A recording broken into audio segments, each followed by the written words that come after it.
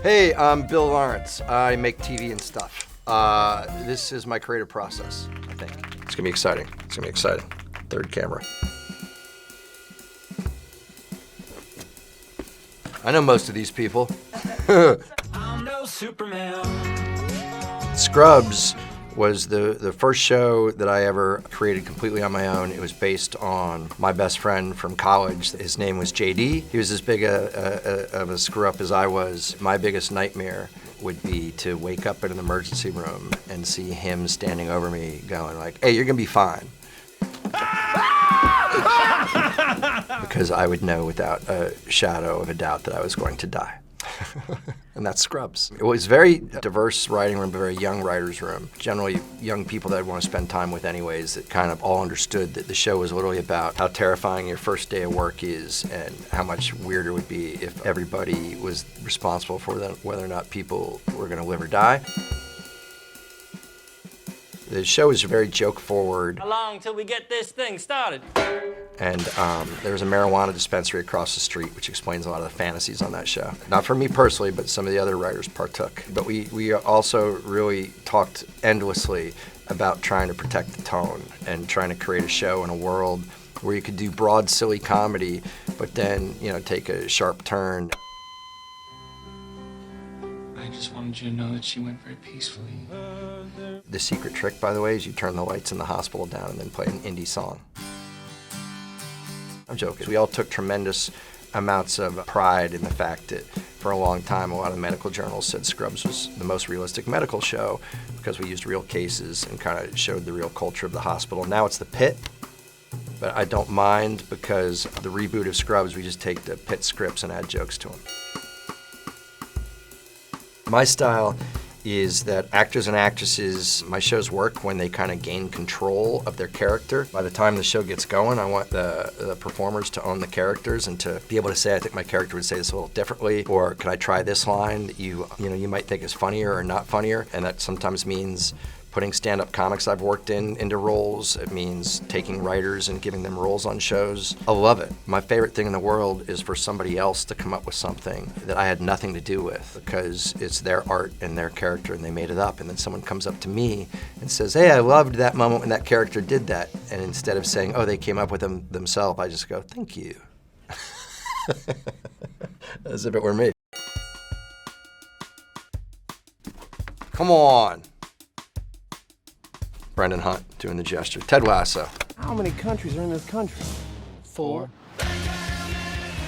The one show that it didn't start with an idea in mind, it starts with Jason Sudeikis and by extension Brendan Hunt, who plays Coach Beard and Joe Kelly. Jason had done some really funny kind of promotional videos for the Premier League of this bombastic, loud American brought over to coach a Premier League team even though he didn't know the rules of soccer.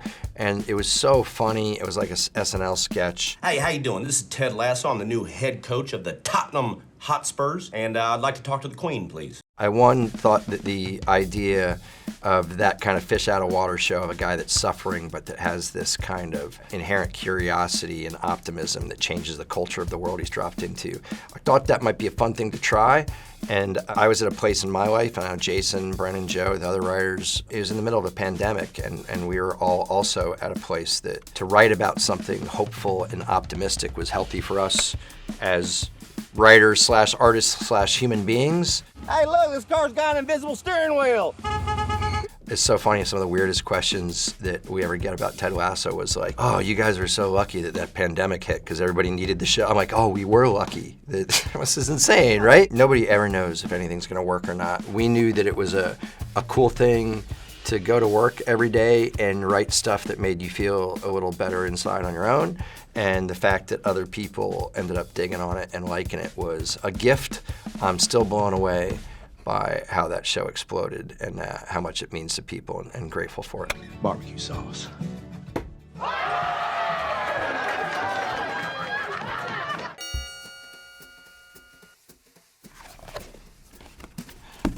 Shrinking, what's up? Are you just gonna burn down your career and take me with you? Coin flip? Get out of here. Oh man, we're all a couple degrees separated from grief or something bad happening. I was bouncing around an idea. There's a therapist named Phil Stutz. They made a documentary about him. I believe it's on Netflix called Stutz. Jonah Hill made it. Harrison Ford is essentially playing him. So we kind of wanted to write a show that was connecting some personal themes of grief that we had both been around in a story about, therapists and what their lives might be like. My patient moved into her sister's house. Sounds like the day's off to a great start for both of us. It's also a weird testament to what TV's like nowadays, because I'm an old guy, used to be around multi-camera sitcoms and do all that. If you try to pitch Shrinking back then, Jason Segel's wife died, she got killed by a drunk driver, and he's abusing alcohol and narcotics, and he's an awful, awful, awful father, and it's a comedy.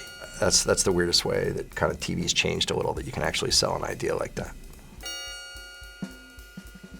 I get in creative ruts all the time. I get stuck all the time because I think what happens to you when you're stuck is your brain keeps doing that same weird fever dream, like when you take too much NyQuil or when you take NyQuil for fun. Don't do that, kids. And it just keeps cycling on the same problem you can't figure out, the same problem you can't figure out. You can't sleep, you wake up, you're back cycling on that thing.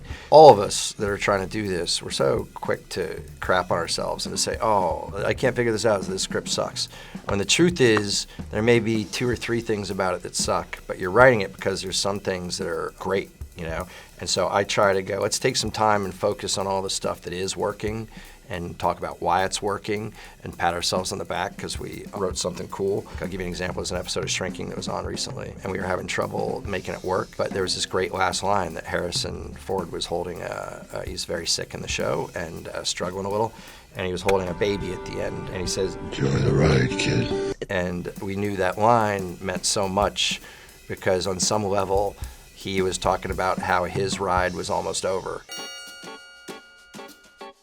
We're gonna pretend this is a picture of Steve Carell. Steve Carell is one of my favorite actors. Did she say how long to wait? Because I think we are supposed to start. Oh, all right. Nice mustache, jerk. I can hear you. Yeah, I know. No, I didn't. Describe Rooster in 3 words: funny, sad dad. Which, by the way, is a t-shirt that I wear around the house, and it's got an arrow pointing up at my face. But it was so weird because we said, oh my God, we're both such huge Steve Carell fans, both of him as a dramatic actor and a comedic actor. We are all good people. You are a bad person, and I hate you.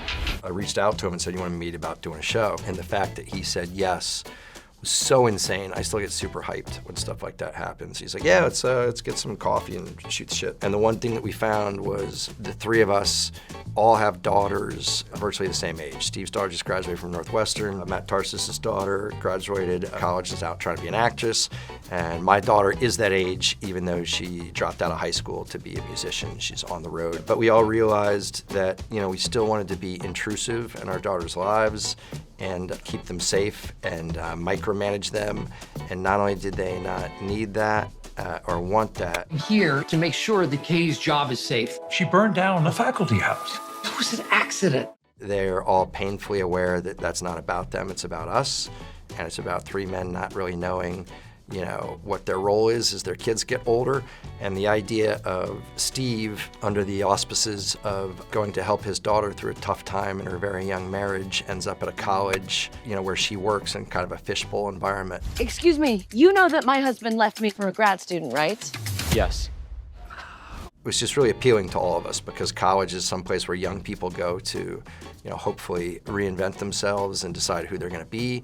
And Steve's character never went to college. He's kind of a everyman author based on Carl Hiaasen, the guy. He's at a crossroads in his life and also wondering whether or not he can overcome his loneliness and decide who he wants to be, maybe reinvent himself moving forward. I've been thinking about whether or not there's like a signature feature in my shows or in my work process. I was talking to Brett Goldstein last night. He plays Roy Kent on Ted Lasso, but he's also a writer. We created Shrinking together. And he says that the main thing that happens on all the shows I do is that I try desperately hard to keep people from working. The reason is writing is awful. When I teach, I always ask classes, I'm like, hey, raise your hand if you love writing. And if anybody raises their hand, I know they're a sociopath. Because no one who loves writing is awful. It's the worst thing in the world. My job is like having a term paper due every Friday for the last 35 years of my life. But having written something, actually being done with something is bliss. I want to make it clear always that I love comedy that is just cynical, joke firing, low emotional stakes. If you ask me to start listening to my favorite comedies, there'd definitely be some that have influenced my work, like MASH, which would have had a lot of pathos and broad, silly comedy mixed together. But my favorites too are 30 Rock, which is just a massive joke machine show. I always say Veep is my favorite comedy, and Veep, in many ways, is just really funny actors and actresses trying to find new ways to be horrible to each other. Why don't you put on your running shoes and get to the point, Jonah? I literally I devour that stuff. I just can't really write it. My shows, we talk often about, it's gonna sound pretentious, but the tonal tightrope of being able to do shows at broad, silly comedy like Scrubs, and then veer into moments of like huge emotional depth and heart. I've been very lucky in the shows that have worked that we've cast actors and actresses that can kind of do that thing where they go from really making you laugh to making you, give a crap about what's going on. I think it's all part of just my ethos. My family grew up laughing our way through hard times when we lost people or when we were struggling. So those are some of the deepest but also darkest laughs that I remember. And so kind of mixing that stuff has always been part of my voice.